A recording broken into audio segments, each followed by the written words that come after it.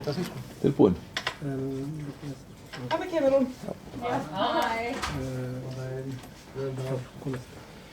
Ég býð ykkur velkomin til fundar og segi þennan 687. fund bæjarstjórnar settan.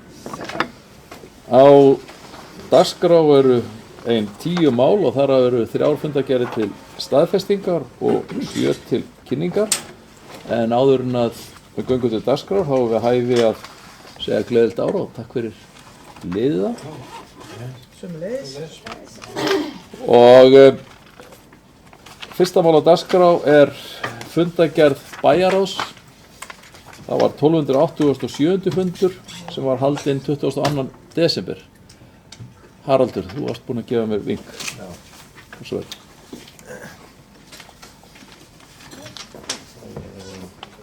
Forseti, ég ætla að leggja hérna til að máli númer, hvað er það sérstakur húsnæðisstuðningur? Númer 5 í fundargerð bæjarráðs. Nei, 6 fyrir ekki. 6, já. Fundargerð bæjarráðs sem hérna staðfestingar verði vísað aftur til bæjarráðs. Þarna eru reglur til að reglum sérstakar húsnæðisstuðning og upphæðir annað slíkt. Ástæðan fyrir því að ég legg til að þessu verið vísað aftur með bæjarráð svo að félagsmálastjóra eða framkvæmdastjóra fjölskyldusviðs hefur verið að berast upplýsingar það núna í gær og í dag að samþykktir annarra sveitarfélaga eins og hérna lýst í þessu minnisblaði sem hérna fylgdi með séu ekki alls kostar eins og minnisblaði gerir ráð fyrir, til dæmis varðandi upphæð eða hlutfall stuðningsins af almennum húsaleigubótum. Mér finnst bara rétt og okkur fannst rétt að það væri farið aðeins yfir þetta aftur, þannig að minnstakosti yrði það þannig að það eru upplýsingar sem að lágu til grundvallar þegar bæjarráð afgreiddi þetta væru réttar eða í samræmi eða eins og þær eru í dag. Þetta virðist að það hafi verið að breytast eitthvað á síðustu dögum og að henni gefist á kostu til þess að fara aðeins yfir málið aftur og koma þá með uppdaterar upplýsingar inn í bæjar og eftir aðgöngum þá breytingar á þessum reglum ef tillögu það að því byrja að skipta. Þannig að mín tillaga sú forseti að þetta verði ekki afgreitt hér heldur þessi máli verði vísað aftur til inn í bæjar og til frekari skoðunar. Ég lít svo á að dagskrártillögu sé að ræða. Þeir sem að samþykja hana kjósa og gefa merki. Takk fyrir, hún samþykkt samhljóða með 9 atkvæðum. Varðandi 4. mál sem að lóð við Lágafellslaug. Það mál á dagskrá bæjarráðs í fyrramálið og ennþá í meðferð í bæjarráði. Þannig að ég mælist til þess að við leyfum þeirri umræðu sem að í gangi í bæjarráði að klárast og við tökum svo umræðin í bæjarstjórn þegar að henni lokið í bæjarráði. En við séum ekki að koma inn hér með umræðu. Erum við sátt við þessi tilmæli? Takk fyrir. Sigrún, ertu ósátt? Nei, bara sammála það. Var ég? Já, ljómandi. Þá lít ég svo á að við séum ekki að taka efnislega umræðu þetta 4. mál þar sem að það ennþá til meðferðar í bæjarráði. Og þá gildir það bæði fundargerð, þetta mál í fundargerð bæjarráðs sem og í fundargerð íþrótta- og tómstundanefndar. En orðið laust fundargerðina öðru leyti. Ef ekki, þá umræðin lokið. Þeir sem að samþykja fundargerðina gefa svo gefa merki. Takk fyrir, hún samþykkt með 9 atkvæðum. Þá tökum við fyrir fundargerð 1288. fundar bæjarráðs sem haldið var 5. janúar. Orðið laust. Ef engin æski þess að taka til máls, þá umræðin lokið. Þeir sem að samþykja fundargerðina gefa svo gefa merki. Takk fyrir, hún samþykkt með 9 atkvæðum. Þá tökum við fyrir fundargerð 207. fundar íþrótta- og tómstundanefndar sem haldið var 5. janúar. Orðið laust hana. Sigrún, gjörðu svo vel. Var þetta sama mál? Já, ég var að nefna það að það væri eðlilegt að það umsögn sem að fara inn í bæjarráð og verður á dagskrá bæjarráðsfundar í fyrramálið og kemur svo væntanlega þá á dagskrá bæjarstjórnar að hálfum mánuði liðnum. Nema að því verði frestað eða eitthvað í bæjarráði en að að láta þessa umræðu klárast í bæjarráði og þá kemur einhver niðurstaða til þess að fjalla í bæjarstjórn. Fleiri sem að einskja þess að taka til máls? Ef svo ekki, þá umræðin lokið. Þeir sem staðfesta fundargerðarkjörsókn á merki. Takk fyrir, hún samþykkt með 9 atkvæðum. Þá tökum við fyrir fundargerð afgreiðslufundar byggingafulltrúa sem var 299. fundur sem haldinn var 23. desember. Orðið laust þá fundargerð. Ef enginn kveður sér ljós, þá umræðin lokið og fundargerðin lögð fram. Þá það fundargerð 14. afgreiðslufundar skipulagsfulltrúa sem haldinn var 20. desember. Orðið laust þá fundargerð. Ef enginn kveður sér ljós, þá umræðin lokið og fundargerðin lögð fram. Því næst tekur við fundargerð 257. fundar stjórnar Strætó sem að haldinn var 9. desember. Orðið laust þá fundargerð. Bryndís gjörðu svo vel.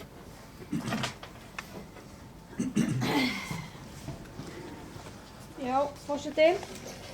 Ég ætla að fá að renna hér yfir að venju þessa fundargerð.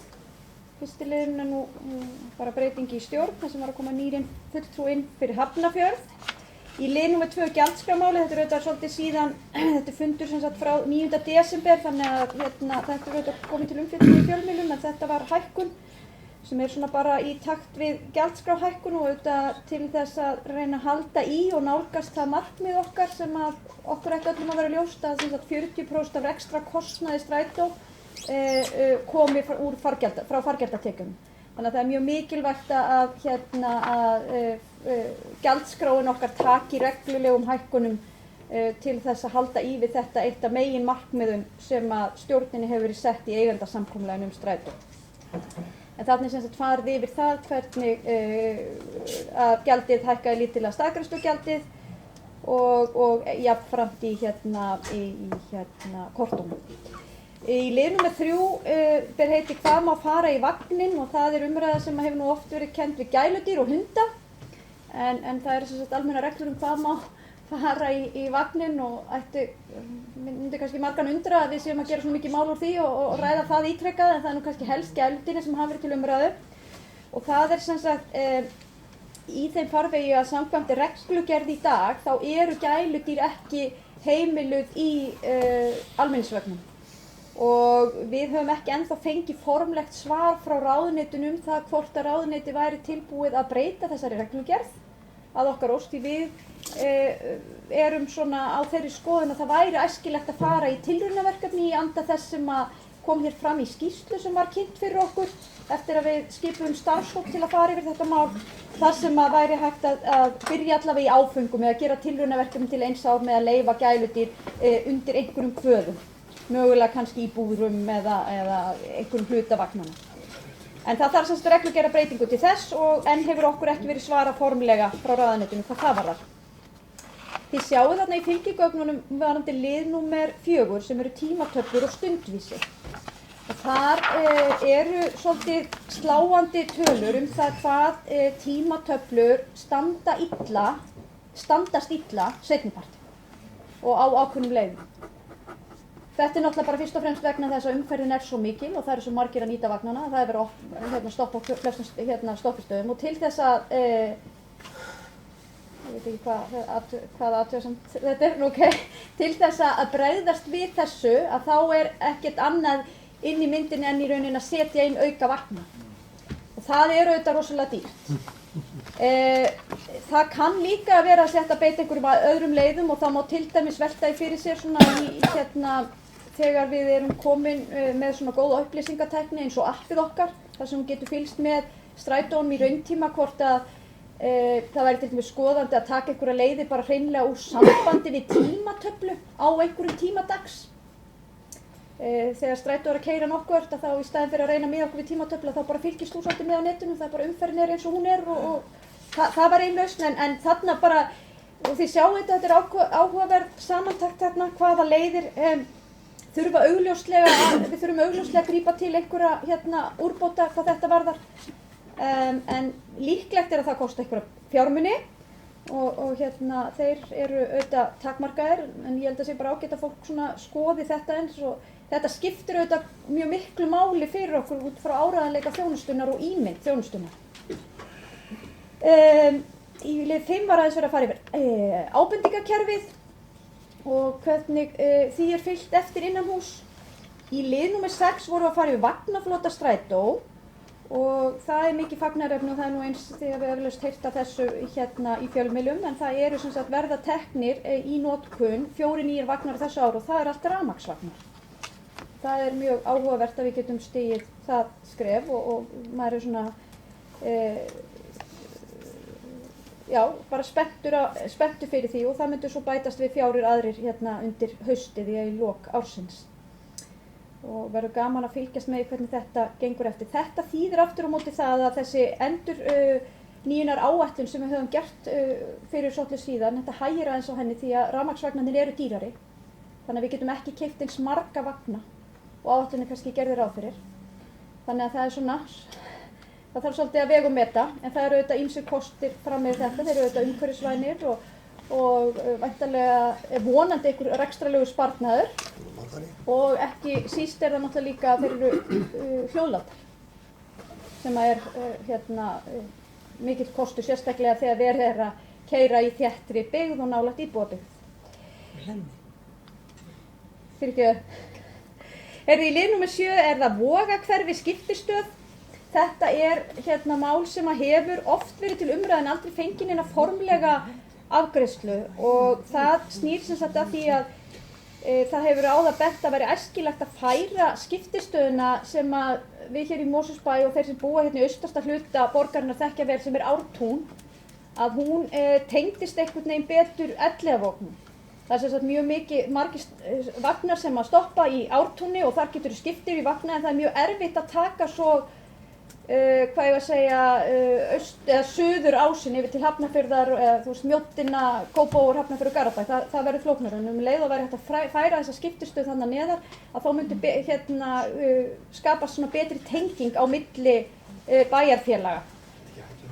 Þannig að ég held að væri mjög æskilegt ef að hægt væri að finna þessa leið og það auðvitað fyrst og fremst bara undir Reykjavík komið, þetta bara skipulagsmál í Reykjavík. Og svo mættu á fundin hjá okkur innri endurskoðendur og fóru yfir áætlun okkar það og svo liggur þarna fyrir mælaborðið frá þá janúar til nóvember sem var svona nánast í allt árið og mig langar að hrósa því sérstaklega. Ég vona að það geti gefið ykkur hér í bæjarstjórn jafn góðar upplýsingar og það að gefa stjórnarmönnum, en mér finnst þetta mjög svona handhæg og góð leið til að fylgjast með rekstrinum og því sem við erum að mæla sérstaklega og langar kannski líka að biðja bæjarstjóra að skoða þetta, hvort að þetta sé ekki eitthvað sem við gætum nýtt hér í rekstri Mosfellsbæjar. Þetta svona handhæg og góð myndræn framsetning á svona helstu lykiltölum og svo þetta okkar að marka það hverjar eru þessar lykiltölur og hvað það sem við viljum vakta. Og þannig til dæmis hægt að benda á það að við erum að ná töluverðum árangri í yfirvinnu. Þið munur eflaust eftir því að ég var að ræða það hér fyrir ári og 2 ár síðan, þá var það búið að vera viðvarandi vandamál hversu mikil yfirvinna væri, þar að segja mikið álag væri á starfsfólki og aukinn kostnaður út af því. Og þá það ekki fleira sem að lá fyrir þessum fundi. Ef það einhverja spurningar þá ég fólk að svara því. Sjálfur mér orðið. Já, ég held að sé kannski ástæða til þess að fulltrúar Strætó fari í kynnisferð til Akureyrar. Eins og þið séð í fréttum að þá ráða þeir hafa fyrir norðan alveg við að setja metan á Strætóa þar, en það mjög flókið og erfitt fyrir sunnan, þannig að það kemur í veg fyrir að það séu keyptir frekar fleiri metanvagnar, eins og ég skil það er vandamál við þannig að það sé svona ástæða til þess og í ljósi þess að það styttist í að gas- og jarðgerðarstöðin verður tekin í notkun að þá enn frekari ástæða til þess að við skoðum það með að nýta þetta ágæta metangas sem verður framleitt þar, en það skortir þetta mikið á að við séum að fullnýta afkastagetuna sem metanframleiðslunni í dag. Og það sé kannski ástæða til þess að við hugum að þessu. Bryndís, gjörðu svo vel. Já, forseti, bæjarfulltrúi Hafsteinn Pálsson hefur verið iðinn við það að benda mér á kosti og möguleika þess að Strætó nýti metan, enda hefur hann áður setið hér í stjórn Sorpu sem einmitt að framleiða þetta ágæta metan. Það eru auðvitað margir góðir kosti við það ef að við erum að framleiða þetta með því að losa okkur við sorpið, og þá er auðvitað eðlilegt að nýta það líka með einhverjum hætti. En við erum í rammaútboði með okkar vagna og það eru auðvitað stífar reglur í kringum það hvernig við bjóðum út vagna og annað þess háttar. Við höfum ekki í stjórn Strætó, ég þar með talin, hlýtt því að fara í eitthvað sérstakt tilraunaverkefni með þetta öðruvísi en að þetta sé þó inn í rammanum. Nema það væri búið að eiga sér stað einhver heildstæð svona úttekt á því hvað er skynsamlegt í þessum efnum. Og það er eitt af verkefnunum sem eru í gangi hjá Strætó og við höfum verið að leita til Reykjavíkurborgar sem með öflugt umhverfissvið til aðstoðar við það verkefni. Stóð nú líka reynda til að hafa utanaðkomandi ráðgjafa með okkur í því. En ég vegna þess að þetta er nú mál sem hefur verið til umræðu í fjölda ára, þá finnst mér mikilvægt að það sé gerð svolítið heildstæð úttekt á því og það sé ekki svona, hvað ég var að segja, háð skoðunum einstaka bæjarfulltrúa eða áherslum í stjórnum á ákveðnu tíma hvort við förum í slík verkefni.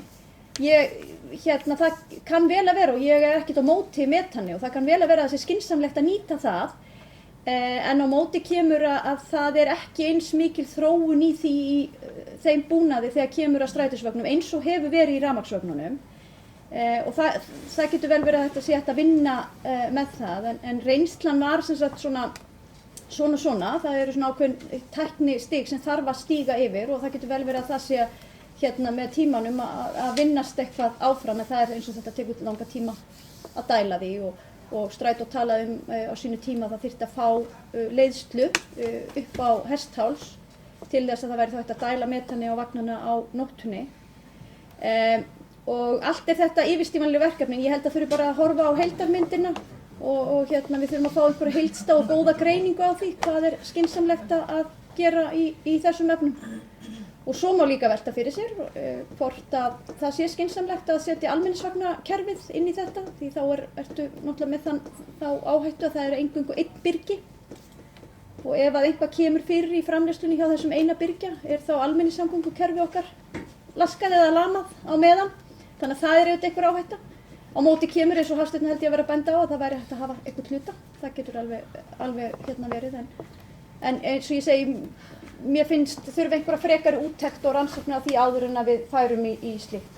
Þó ég veit að Akureyringarnir séu að gera þetta og ágætt að leyfa þeim að prófa þetta. Enda höfum við svo sem gert það og ég veit að bæjarfulltrúi Hafsteinn þekkir það vel. Já, gefa mér orðið á nýja leik. Það er, ef við nýtum ekki það efni sem við erum að framleiða, þá blasir það náttúrulega við að við þurfum þá væntanlega að brenna því. Og það er kannski ekki voðalega skemmtilegt afspurnar, vil ég meina.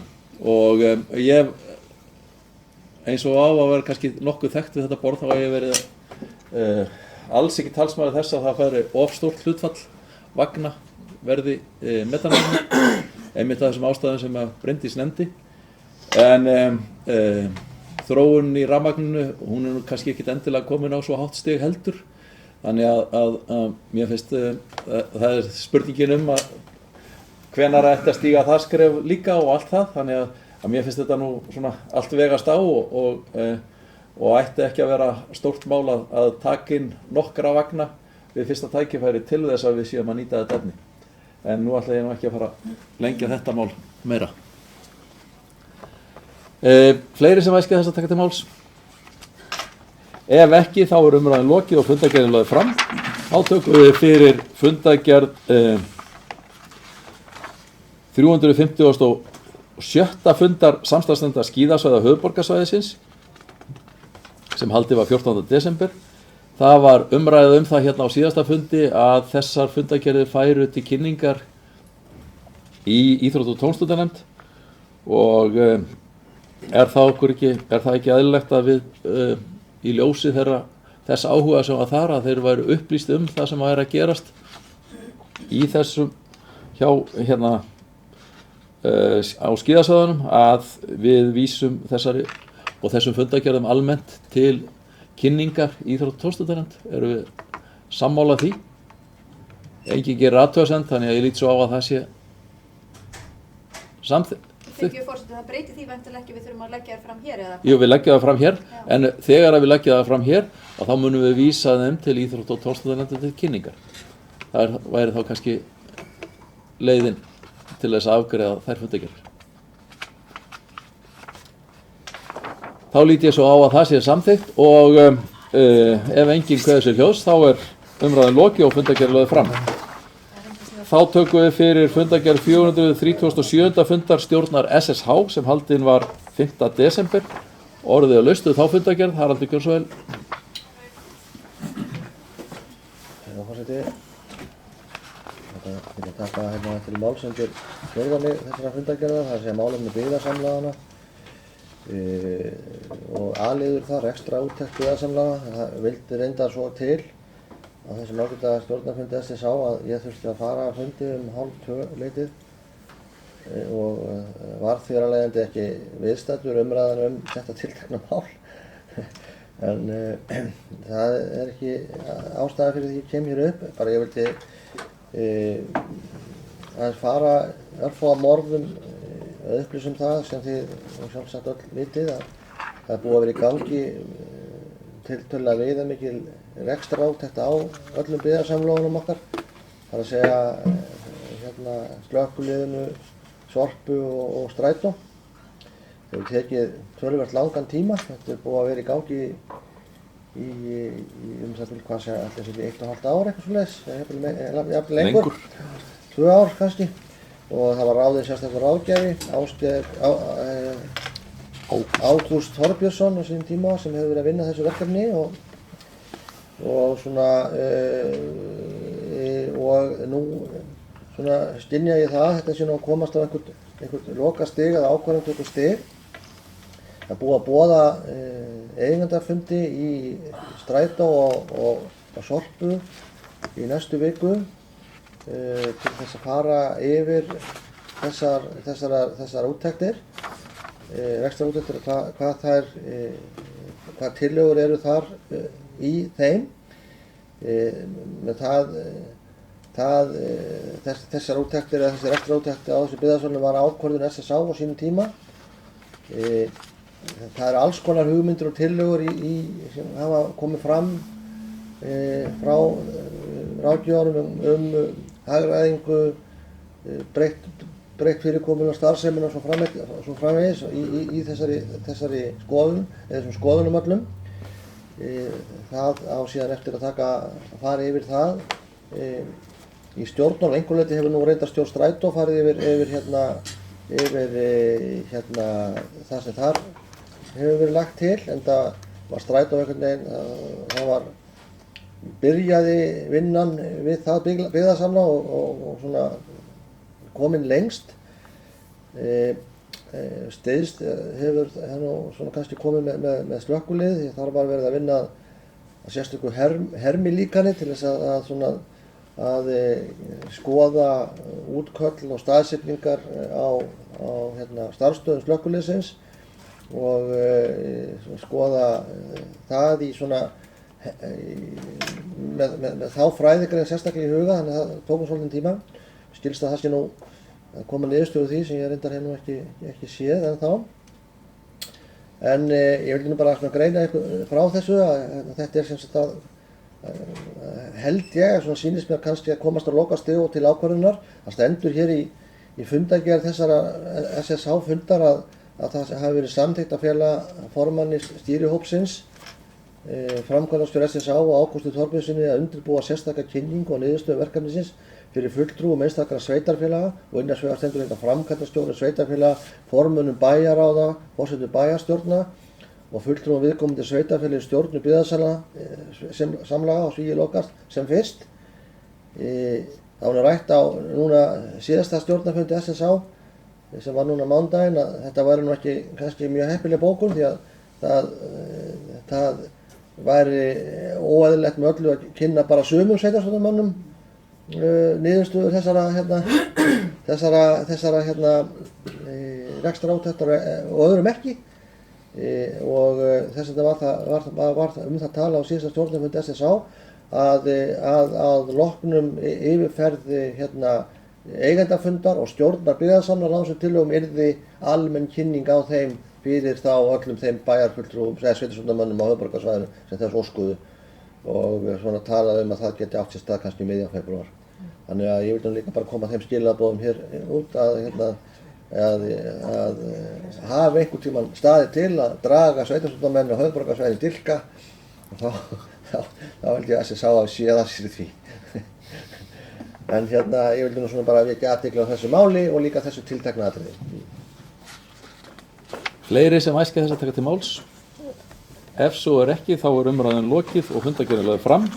Þá tökum við fyrir fundargerð 369. fundar stjórnar Sorpu sem haldin var 16.12. Kolbrún, gjörðu svo vel.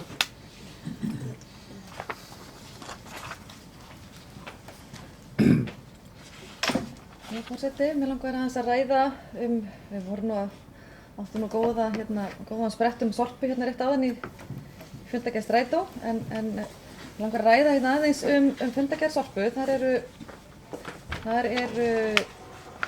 Það var síðan 16.12. Já. En þar eru 9 mál á dagskrá og mér langar að ræða benda á þetta mál nr. 6 í fundargerðinni. Það var niðurstöður könnunar úr lyktamálum í Leirvogstungu. Þetta er könnun sem var gerð meðal íbúa Leirvogstungu í nóvember 2016 og þar voru úrtakið voru 175 manns en það voru nú einungis það voru nú bara fjöldi svarenda var 80 þannig að það var ekki mjög hátt svarhlutfall. En þar voru náttúrulega bara skilaboðin skýr í þessari könnun að fólk er náttúrulega eins og við vitum að þá hefur þessi lyktarmengun náttúrulega verið truflandi og sérstaklega fyrir íbúa Leirvogstungu og þetta er náttúrulega svolítið ítarleg könnun og spurt líka hvernig hvert hefur verið kvartað og það hefur kvartað náttúrulega hér í bæinn og Sorpu sjálfa og Umhverfisstofnun og út allt en síðan kemur fram þarna í einni spurningunni hvort að fólk hafi kynnt sér þær áætlanir Sorpu hvernig lausn vandans og það voru náttúrulega ekki margir sem hafa búin að kynna sér það og kannski ekkert óeðlilegt við það að fólk sé kannski ekki að grúska í þessum málum alla daga hvað sé framöndan en þannig okkar að upplýsa fólk hver áformin eru. Þannig að fólk var orðið mjög neikvætt út í Sorpu og reitt út í bæinn og þetta er allt saman mjög skiljanlegt. En kannski góðu fréttirnar eru þær að núna í desember þá skrifuðum við undir einmitt samning við danska fyrirtækið ICAN að reisa gas- og jarðgerastöð á Álfsnesi sem mun leysa þennan vanda, vonandi að öllu og þar skrifuðu allir bæjarstjórar og ég sem fulltrúi bæjarstjóra í Mosfellsbæjar undir þennan samning að hefja þessu uppbyggingu. Þannig að það er áætlað að þessi stöð verður orðin að veruleika, verður búið að reisa hana haustið 2018. Þannig að þá bara vonandi verður þessi vandi úr sögunni og við bara verðum eiginlega að þakka fólki þolinmæðina. Þetta er búið að taka aðeins lengri tíma en við ætluðum okkur, það er kannski margar ástæður fyrir því. En þetta er svona stóra málið í dag og þetta er náttúrulega mjög dýrt en við erum ákaflega stolt af því að Mosfellsbær hafi í rauninni leitt vagninn eða sýnt það frumkvæði að gera þetta eigendasamkomulag að reisa þessa gas- og jarðgerastöð. Þar getum við þakkað okkar bæjarstjóra fyrir það að hafa svolítið rekið þetta verkefni áfram og nú er þetta að verða að veruleika og mikilvægt að það upplýsingar komi til fólks og vonandi að þessum vanda ljúki í okkar bæ. Og það er náttúrulega mun hefjast metanframleiðsla og við vonandi sjáum okkur hag í því að nýta það gas það metangas sem þar verður framleitt. Já, annað held ég hafi ekki verið sem ég ætlaði að ræða í þessari fundargerð. Kannski bara svona skemmtilega fréttinni líka er hérna þessi árlega jólaúthlutun Góða hirðisins. Góði hirðirinn, hann deilir út styrkjum til hérna umsækjenda sem að hafa sótt þetta er yfirleitt einhvers konar góðgerðarsamtök sem að sækja styrki til Góða hirðisins og þarna er alveg dágóður upp að ræða. Og mér fannst það mjög þetta var mjög, ég komst í miður ekki á úthlutunina sjálfa sem var hérna þriðjudaginn 20. desember. Þá var farið á úthlutað samkvæmt styrkjum og þetta var mjög, mjög margir sem fengu styrk og þetta er gríðarlega jákvætt og gott verkefni. Þannig var það ekki. Forseti, takk fyrir. Anna Sigurðardóttir. Já, mér langar til að spyrja hérna eitt lið í þessari fundargerð sem er 9. liður. Það sem verðist þá komið fyrirspurnir inn á stjórnarfundum útgjöld við ferðalög og launagreiðslur til einstakra stjórnmálaflokka og svör framkvæmdastjóra við þeim en það til forvitnast hvað var þarna á ferðinni? Kolbrún Kjörsvel.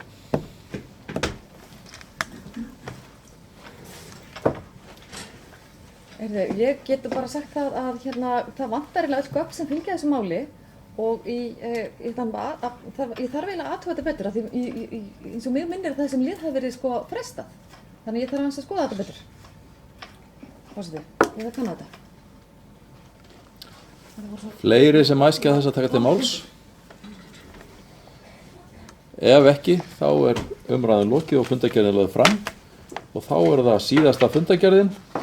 Það er fundargerð 845. fundar stjórnarsambands Íslenskra sveitarfélaga sem haldin var 16. desember.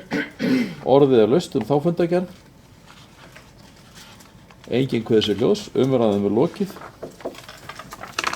Fleira liggur ekki, og fundargerð er lögð fram, fleira liggur ekki fyrir þessum ágæta fundi og ég þakka fundarsettun og segi fundi slitið.